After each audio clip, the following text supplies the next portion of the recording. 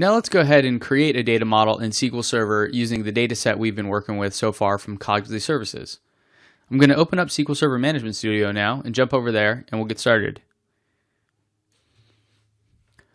So once I'm in SQL Server Management Studio, I'm going to go ahead and connect to my database. Going to take a look. If you recall, we have Cognitive Services DB. Under this, we have one table, sales, that happens to have everything in it. So what I'm going to do is create some other tables that'd be related to this, similar to the ones we have in our spreadsheet. So step one right here is going to click on Database Diagrams and say New Database Diagram. We only have this one table right now, so we'll go ahead and add that. I'll hit Close. With our resolution here, it's a little tough, so let me shrink this up a little bit. Go to 75%. Okay, so here's our table. Here's the first table we're going to have. And what I want to do is build all the other tables from our spreadsheet. So if you recall, we have customers. I think it was called companies, but I'm going to call it customers here. And in there, we're going to add a field called customer ID. It's common in database modeling to always have an ID field that represents every row uniquely. This is called a primary key, and it's how we actually build our relationships. I'll show you that in a second. Then let's just do some basic stuff here. Customer name. Let's give it a varchar of 50. It's pretty common. And then we'll say industry, varchar 50, sector, varchar 50. And we could do something like IPO date. And this one we would choose as an actual date.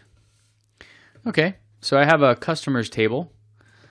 Easy enough. Now I'm going to add another one called products. And again, I'm going to add a product ID.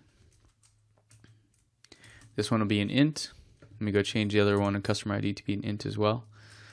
Do some basic stuff. Product name, varchar 50, product type,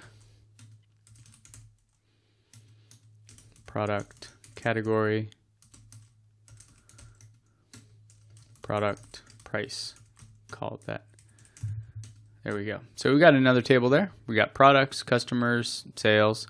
Looking pretty good. Let's create another one here for employees. And we'll have employee ID and employee name. How about F name for first name?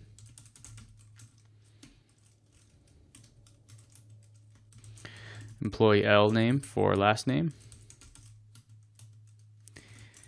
Employee start date.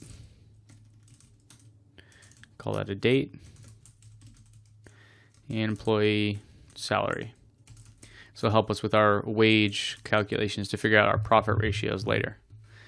Okay, and that's good for now. We have basically the workings of a data model here. Now, really cool feature of SQL Server is I can just save this model and it will create all these tables for me. Notice these tables don't already exist. So if I wanted to do this, I could go one by one and manually create them and then build my model. But it's really easy in SQL Server just to do this here. So I'm going to hit save. I'm going to call this sales DB. And it's going to say the following tables will be saved to your database. Do you want to continue? Yes. Now there's no little stars next to them. If I go over here and refresh over my tables, you can see I have those there now.